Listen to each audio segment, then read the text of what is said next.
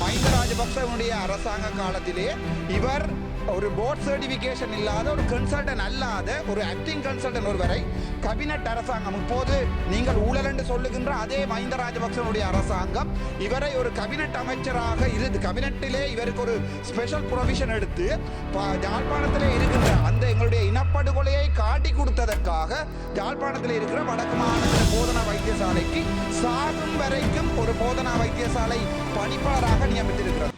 Honorable Dr. Ramanathan Arjuna, you have 10 minutes.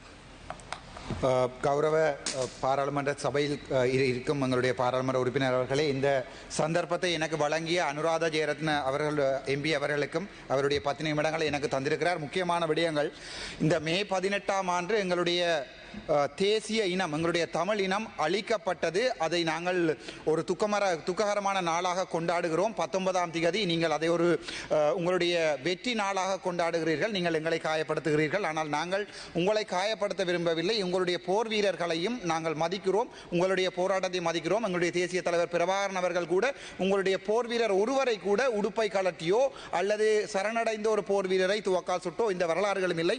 அவற்றை நான் சொல்லிக்கொண்டு மிக முக்கியமான விடயத்துக்கு வருகிறேன். என்னவென்றால், யாழ்ப்பாணத்தை பொறுத்த வரைக்கும் இந்த மே 18 முள்ளிவாய்க்கால் இனப்படுகொலை என்பதை தீர்மானிப்பதற்கு 4 வைத்தியர்கள் கடந்த நாட்களிலே இந்த மே 2009ஆம் ஆண்டு புதுமாத்தளன் வைத்தியசாலையிலே வேலை செய்த வைத்தியர்களே மிக முக்கியமானவர் தங்கமுத்து சத்தியமூர்த்தி அவர்கள். அந்த நேரங்களிலே இவர் ஒரு இன்டர்நேஷனல், அதாவது வெளிநாட்டில் இருக்கின்ற சமாதானம் தொடர்பான ஊடகங்களுக்கு இவர் சொல்லியிருப்பார், ஒரு நாளைக்கு 225, 250, 500, 1000, 1500 மக்கள் அந்த புதுமாத்தளன் வைத்தியசாலையிலே கொலை செய்யப்படுகிறார்கள் என்று சொல்லி 2009ஆம் ஆண்டு மறுபடியும் பூசாவுக்கு அழைக்கப்பட்டு பூசாவிலே அவர் அங்கே மிகவும் தரமாக கவனிக்கப்பட்டு அதன் பிறகு ஐடிஎன் தொலைக்காட்சியிலே அவர் சொல்லியிருப்பார், அங்கே எந்த கொலையும் நடக்கவில்லை, அங்கே யாருமே சாகவில்லை, மக்கள் இறக்கவே இல்லை. எங்களுடைய தமிழ் இனத்தின் ஒரு மிகப்பெரிய கோடாளி என்பது இந்த வைத்தியர் சங்கமுத்து சத்தியமூர்த்தி.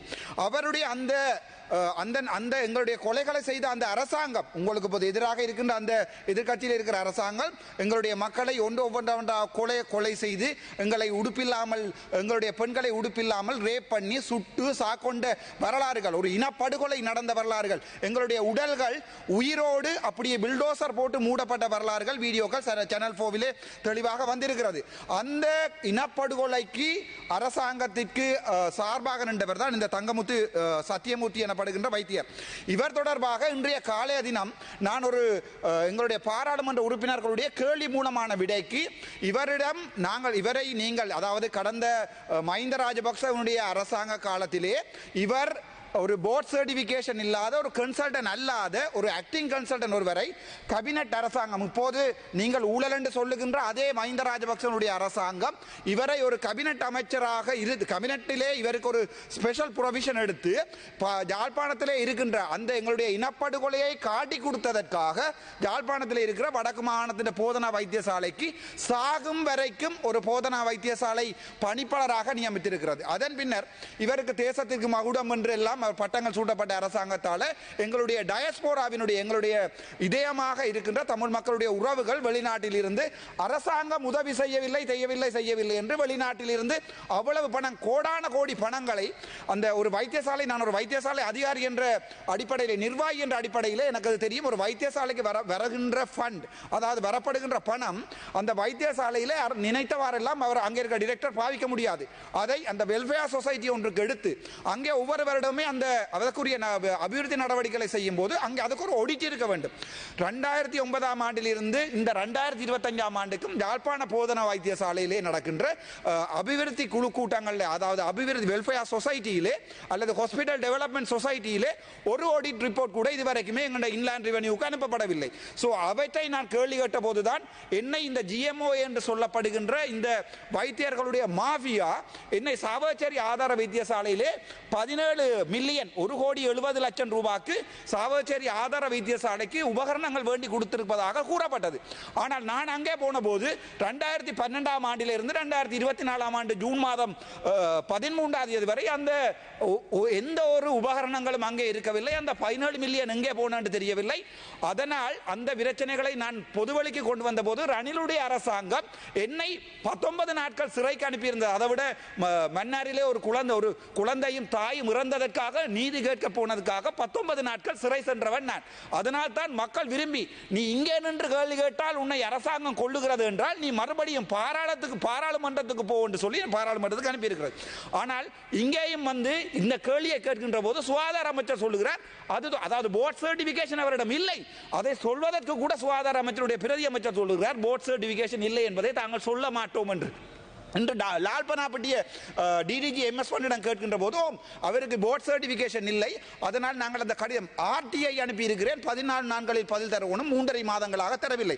இதை நாங்கள் நீதிமன்றத்தில் பார்த்துக் கொள்கிறோம். ஆனால் இதன் அடிப்படை எங்கே இருக்கிறது என்றால் இந்த GMOA யாழ்ப்பாணத்தில் இருக்கின்ற மயூரன் என்று சொல்லப்படுகின்ற ஜுடிஷியல் மெடிக்கல் ஆஃபீஸர், அவர் ஒரு JMO அல்ல, ஆனால் MO மெடிக்கல் லீகல் மயூரன் எனப்படுவர்.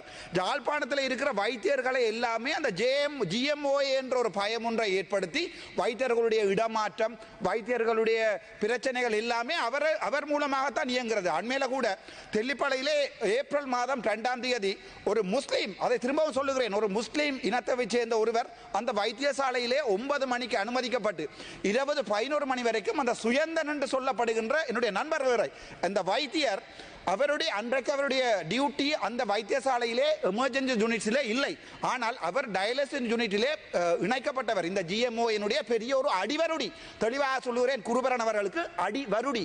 அந்த அடிவருடி அன்றைய தினம் அந்த முஸ்லீம் அம்மாவை பார்க்காததால் சண்டை பிடித்து 11 மணிக்கு பிரைவேட் ஆம்புலன்ஸிலே கொண்டு போய் நொதோன் மெடிக்கேர் காரில் காட்டியிருக்கிறார்கள். அந்த நோயாளியினுடைய மகன் போய் தெல்லிப்பளை போலீசிலே முறைப்பாடுகளை செய்த போது எந்த நடவடிக்கையும் எடுக்கவில்லை. அதன் பிறகு அவர் DIGயை சந்தித்து அதுக்கு பிறகு போலீஸ் சேவை ஆணைக்குழுக்கு வந்து CIDக்கு கூட கடிதங்கள் அனுப்பப்பட்டிருக்கிறது. ஆனால் திட்டமிட்ட ரீதியிலே அந்த GMO என்ற அடிவருடியாகிய மயூரனோ அல்லது அந்த வடக்கு மாகாணத்தில் இருக்கிற நொதோம் பிராவின்ஸ் GMOயோ எங்களுடைய சுகாதார அமைச்சரோ யாருமே அதை கட்டுப்படுத்துவதாக இல்லை. இவர்களை பொறுத்த வரைக்கும் அங்கே கை வைத்தால் அவர்கள் ஸ்ட்ரைக் பண்ணுவார்கள் என்ற ஒரு பயம் இருக்கிறது. இந்த ஊழலை ஒழிப்போம் என்று வந்த நீங்கள் இதுவரை காலமே தனி ஒருத்தனாக நான் போராடுகிறேன். ஆனால் நீங்கள் இதுவரையும் இன்றைய தினம் எனக்கு ஒரு தகவல் வந்திருக்கிறது. அம்பாறை வைத்தியசாலை, மறுபடியும் அது ஒரு முஸ்லிம் வைத்தியசாலை, அம்பாறை வைத்தியசாலையிலே வைத்திய அதிகாரிகளுக்கு எதிராக GMOA என்று ஸ்ட்ரைக் பண்ணுகிறது. அப்போது ஒரு தொழிற்சங்கங்களிலே ஸ்ட்ரைக் பண்ணுவது பிரச்சனை இல்லை, ஆனால் ஒரு ஆர்பிட்ரேஷன், ஒரு நெகோசியேஷன், அதுக்கு பிறகு ஒரு ஸ்ட்ரைக் என்றது ஒரு இன்ஃபார்ம் பண்ணப்பட வேண்டும், எந்த ஒன்றுமே இல்லாமல் எடுத்த வீச்சுக்கு GMOA வந்து இந்த இடங்களிலுமே வைத்தியசாலையிலே OPDயை பூட்டுகிறது. ஒரு வைத்தியசாலை நிர்வாகியாக சாவச்சேரி ஆதார வைத்தியசாலையிலே அந்த GMOயுடன் சண்டை பிடித்து என்னுடைய தொழிலை இழந்து என்னுடைய நிர்வாக பதவியை இழந்து 19 நாட்கள் நான் சிறைக்கு போய் இன்று வரை நான் போராடி கொண்டிருக்கிறேன். ஆனால் ஊழலை பிடிப்போம் என்று வந்து சொன்ன உங்களுடைய இந்த 150 பேர் சற்று சிந்தித்து பாருங்கள். அதை விட எங்களுடைய வடக்கு மாநிலத்தில் இருக்கிற நீதிபதிகளுக்கு ஒரு கனிவான வேண்டுகோள். நன்றி சார். நான் இருப்பேன் இல்லையோ நீதிபதிக்கு நீதிபதிகளுக்கு ஒரு கனிவான வேண்டுகோள். எடுத்தவற்றுக்கெல்லாம் டிஃபமேஷன், அடிவருடி என்று சொன்னால் ஒரு டிஃபமேஷன், சித்து விளையாட்டு என்று சொன்னால் ஒரு டிஃபமேஷன். அப்படியான அதாவது ஒருவன் கதைக்கிறான் என்றால் அந்த கதையை நிப்பாட்டுவதற்காக 25 வழக்குகள் மீண்டும் ஒரு வழக்கு கூட இன்று எனக்கு எதிராக இன்னுமே தீர்மானிக்கப்படவில்லை. நான் குறையானவன் அல்லது குற்றஞ்சாட்டவன் என்று இந்த அடிப்படையான விடயங்களை இன்றை பார்த்தால் அம்ஷியினுடைய கொலைக்கான காரணங்களை உங்களுடைய கட்சி சார்ந்தவர் என்பதால் மறைக்கிறீர்கள். வடக்கு மாகாணத்திலே இந்த அனுரகுமார திசாநாயக்கருடைய அந்த ரணவிருவனுடைய பிரச்சனையை திருப்பவும் நான் சிங்களத்தில் சொல்லுகிறேன். ரணவிரு අපි හොඳට කර කරනවා අපේ ජනාධිපතිතුමා කිව්වා රණවිරුවෝ මැරුවේ අපේ රට ඉන්න අපේ ජනතාව කියන කතාව දැන් මේ කොහමද මේගොල්ලෝ පාවිච්චි කරලා ආයේ දැන් අපේ මේ ජනාධිපතිතුමාට මේ මඩ ගන්නවා. එතකොට එතුමාගේ හිතේ තියෙන්නේ අපි ඒක ඉවර වෙච්ච එකක් ආපහු කතා කරන්න ඕන නෑ. අපි මේකෙන් ඉස්සර ඉහළට යමු කියලාකොට ඒක අපි පාවිච්චි කරනවා පොලිටික්ස් එකට. ඊට අමතරව මට කියන්න තියෙන්නේ මට ඊයේ මේ කිව්වා අපේ நேற்றைய தினம் சொன்னாருங்க அமைச்சர் வசூல் ராஜா என்று. நான் சொல்லுகிறேன் வசூல் ராஜா மட்டுமல்ல, வசூல் ராஜா MBBS என்று போட்டுக் கொள்ளுங்கள், எங்களுக்கு அதை பற்றி பிரச்சனை இல்லை. அதை விட காணி பிரச்சனையை எடுத்து பார்த்தால் நேற்றைய தினம் இவர்கள் சொல்லியிருக்கிறார்கள். நேற்று நாங்கள் எங்களுடைய பாராளுமன்ற உறுப்பினர்கள் 3 பேர், நான் ஸ்ரீதரன் ஐயா, எங்களுடைய கயந்திரமா மனமொத்து மீண்டும் போராடி இருக்கிறோம். அந்த காணி பிரச்சனை தொடர்பான உங்களுடைய அந்த கசட்டை வாபஸ் வாங்குங்கள் என்று 23ஆம் தேதி நாங்கள் உங்களுடைய பெரிய ஒரு எதிர்பார்ப்போடு இருக்கிறோம். எங்களுடைய மக்களுக்கு நீங்கள் உதவி செய்வதாக இருந்தால் நாங்கள் அரசாங்கத்துக்கு தமிழ் மக்களாகிய நாங்கள் எங்களுக்கு யார் அரசாங்கத்துக்கு வாரார்கள் என்பது பிரச்சனை இல்லை. வருகின்ற அரசாங்கம் எங்களுக்கு ஏதாவது நல்லது செய்யுமா இருந்தால் அது உங்களுடைய அரசாங்கம் இருந்தால் உங்களுக்கு நாங்கள் ஆதரவு தருவோம். அவர்களுடைய அரசாங்கம் இருந்தால் நாங்கள் எங்களை பொறுத்த வரைக்கும் இந்த நாட்டை இரண்டாக பிரிப்பதற்காக அல்லது இந்த நாட்டை இரண்டாக பிரிப்பதற்கோ அல்லது இந்த நாட்டிலே பிரச்சனை ஏற்படுத்தவோ நாங்கள் விரும்பவில்லை. நாங்கள் உங்களை அன்புடன் ஆதரிக்கிறோம். இப்போதும் உங்களுடைய அரசியலை செய்யுங்கள், நாங்கள் உதவி செய்கிறோம். நாட்டிலே ஒரு அபிவிருத்தியை ஏற்படுத்துவதற்கும் உங்களுடைய அரசாங்கத்தை விழவிடாமல் பாதுகாக்கும் நாங்கள் உதவி செய்வோம். ஆனால் இவ்வாறான சத்தியமூர்த்தி போன்றவர்கள், கேதீஸ்வரன் போன்றவர்கள், இந்த GMOA மயூரன் போன்றவர்கள், சுயந்தன் போன்றவர்கள் தொடர்பான முறைப்பாடுகள் வரும்போது தயவு செய்து நடவடிக்கை எடுங்கள் என்று கேட்டுக்கொண்டு விடைபெறுகிறேன். நன்றி, வணக்கம். ගරු ධර්මප්‍රිය විජේසිංහ මන්ත්‍රීතුමා ඔබතුමාට විනාඩි 13ක් තියෙනවා. ගරු මූලාසනාරූඪ මන්ත්‍රීතුමනි, අද දින